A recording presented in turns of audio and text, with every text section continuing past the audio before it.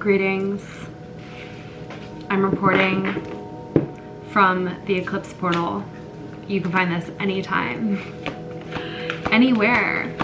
It's the beauty of YouTube in the modern world, because when you're finding this message, you're a match to it.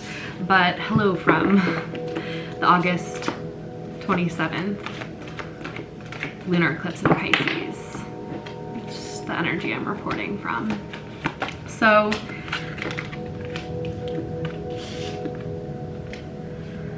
let's start off with some oracle cards, shall we?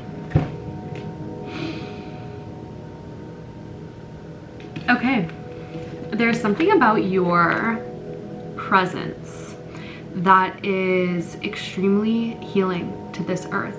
And what's so beautiful about this is it's quite simply your presence. When you are present, your soul, your energy is fully in your vessel, in your body, and you are bringing a healing vibration to this planet. It's quite simply as simple as that. So there is an energy of you mastering your capability of anchoring your consciousness fully within your body, within your vessel. And I'm also seeing that that actually brings you great abundance in this lifetime.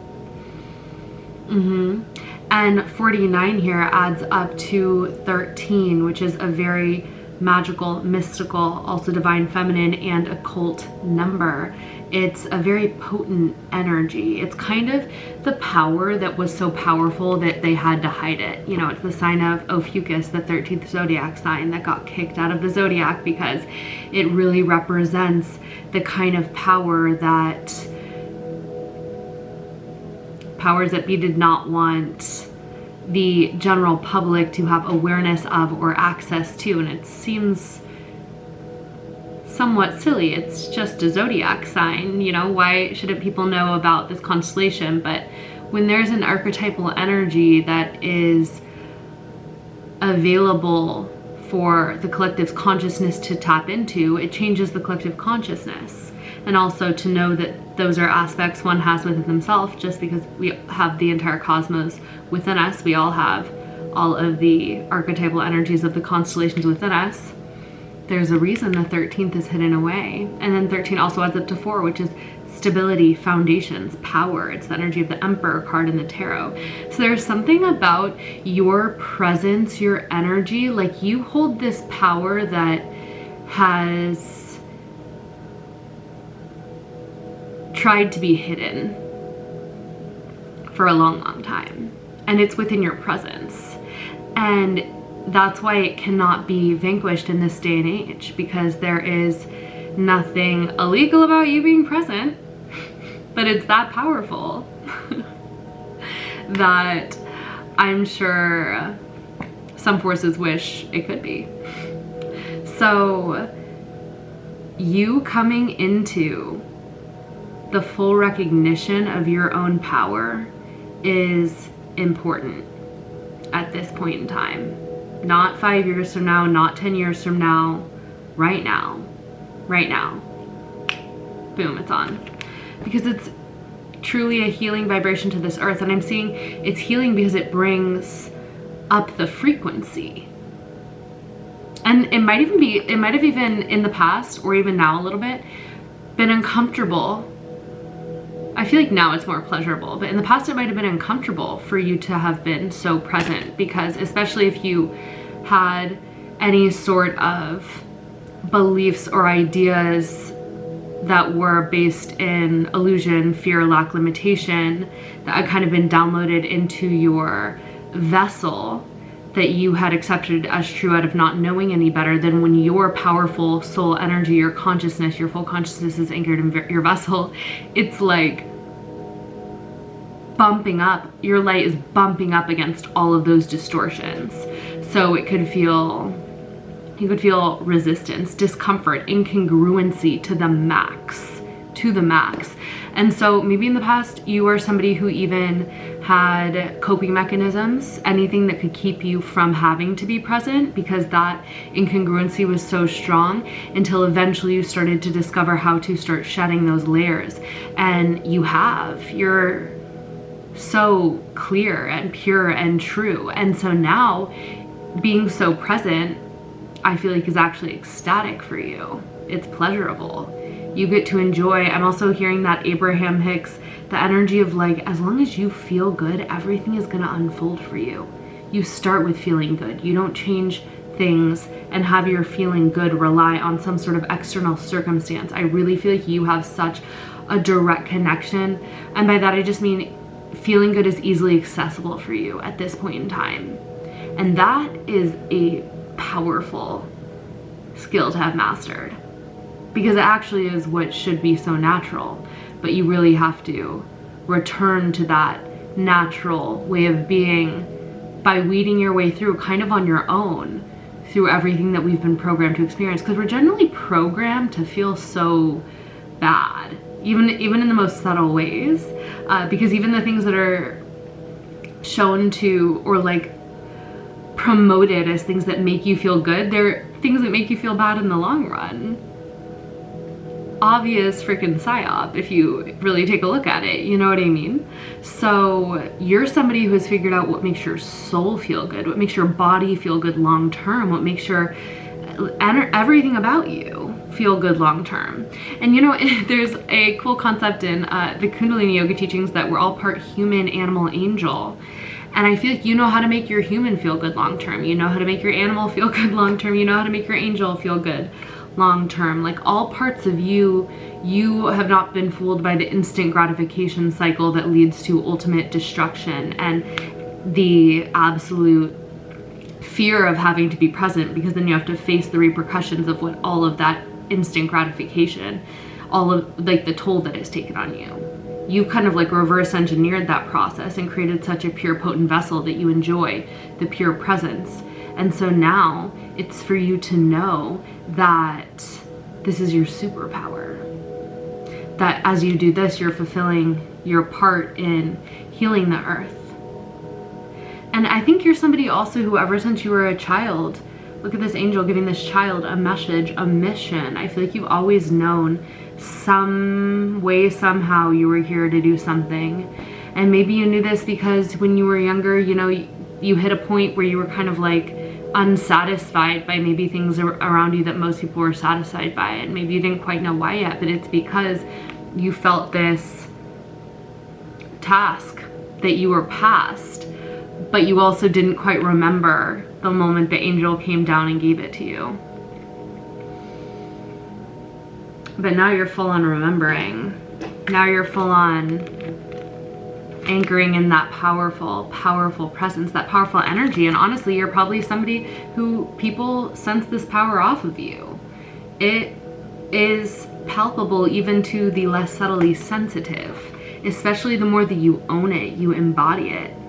Searing presence, it's searing. It sears away demons, it sears away illusion, it sears away shame, fear, guilt too. Like it's as if you are so wildly embodied in your authenticity that it dissolves the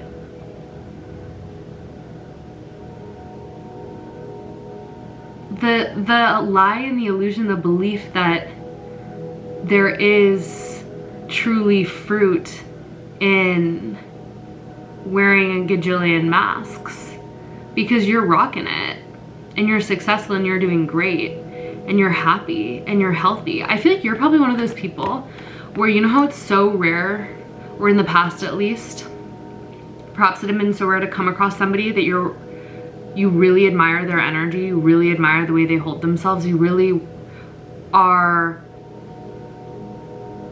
feeling that you would love if they rubbed off on you, because they actually have it like that. They have that aliveness. They have that soul embodiment. Like there's just something about them. They had that searing presence. In the past, it might have been so rare to come across that. And so you remember the few people that you did experience that with. I'm seeing that's you. You're that example. You're that example that people don't forget. You're a healing moment. You're a moment of empowerment, a moment of liberation, a moment of release. Higher will. Yeah, there is a powerful energy from you. We have blue star sapphire here, and sapphire is a stone that you don't really want to be careless with. It's a very powerful energy. It is connected to Saturn. It'll teach a powerful lesson, but it'll also give you very strong access to spiritual wisdom, spiritual power, and connection to your higher will. So I'm seeing that you have the kind of energy of a rare soul where you're connected to that frequency, the frequency of sapphire. There's a dedication, a devotion, a determination to soul, to higher will, that allows you to be somebody who could align with that energy and not have it be uncomfortable. Once again, it's like the power.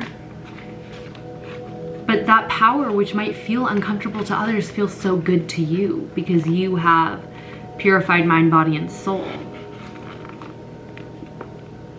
I'm going to read you a little bit of this. We bring you the blessing of higher will.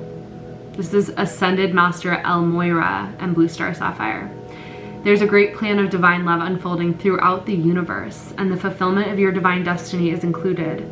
Sometimes it may seem hard to trust in higher will, yet if you do, it can bring a feeling of great relief that you don't have to have all the answers or be in control for everything to still work out beautifully in your world. Surrender empowers you to get on with life and trust that all is happening exactly as it should according to a greater intelligence and love. Sometimes, however, the mind wants to control the higher plan. Obviously, that's not going to work. The mind and the higher plan, please. It wants to decide when something should happen, how, with whom, and in what way. It might convince itself that this personal opinion is actually the higher plan itself, and then feel betrayed, frightened, or confused when things don't go according to plan. The mind can be a great ally on the spiritual path, but it needs to be given reassurance and regular compassionate reminders that although it is powerful, it is not privy to the workings of the entire universe. Nor does it need for you to be happy, free, and manifesting your divine destiny. Actually, it needs to not be. I'm just hearing meditate, meditate, meditate, because the mind you want to use to, like, you know how people think about AI nowadays? Like, you don't want to use AI to be creative or to, like, come up with the ideas for you. You want it to, like, execute your tasks that are, like, beneath your creative capacity. So, like organizing a spreadsheet or summarizing notes from a transcription, something that anybody could do. But then you're masterful creative genius. Like, don't have it come up with the ideas. You're the brilliant one. You're the one connected to infinite consciousness. Not to say that it would never come up with an infinite idea, but I mean, an amazing idea, but that's usually where I find it to be more limited. This is giving me the same energy. Your mind is for you to solve problems, but you literally just want to bring it in on those special occasions, and then all the other times you just want to be connected to that divine infinite creative intelligence that has everything you need to get you to what you are imagining for yourself, what you are co-creating for your future and for the future of this entire planet, this entire realm, for your soul, for the highest good of you, for the highest good of all. It's like you are imagining that space, that you use your mind. Okay, we ran out of space. Use the mind to make the picture of what your soul wants to create. Your mind projects the picture. The imagination allows you to help feel into being what you are moving into experiencing, but in the now. And then after that, you let the mind go. You sit in your searing presence. You allow yourself to be heart and soul connected to the infinite energy of you. You think as little as you can, except for when you need to think strategically, and then you are allowing the higher will, the will of your higher self, to guide you through the steps, through your intuition of how to arrive at that space you use your mind to imagine. And that is the process of co-creation. And your presence is so powerful, your searing presence. So your soul energy is so powerful that you don't want to utilize it to fuel your mind's chaos. I'm feeling like who I'm talking to is a very adept soul, and you're somebody who knows or is meant to know the power of mastering the mind so that you can truly walk through this life in such a beautiful, empowered way, creating for your highest good in alignment with higher will. Blue sapphire, this is the energy of a meditator. So whether you're on it or you felt inspired to get on it, confirmation, because this is like for your greatest enjoyment, and also for the highest good of you and for the highest good of all beings. Yeah. Also relief and repair. This is where you experience constant relief and repair. It's like the soul's doctor's office. Anything that needs to be cleared out, alchemized, can happen via the power of higher will and your searing presence, searing away all that needs to be dissolved from your Akash, from your energy bodies, even from your actual body, actual physical healing. Being in a state of meditation, you get into that parasympathetic nervous system state where your body can heal. Think about, like, you know, the Joe Dispenza retreats where people are getting out of their wheelchairs. It doesn't even have to be that level, but meditation is healing. Because it's like your body knows what to do once it gets into that state. And so of course you would experience relief and repair, and then you would also provide healing to this earth, as within, so without, as above, so below. The dog is barking. Can you guys hear that? I don't know what that means.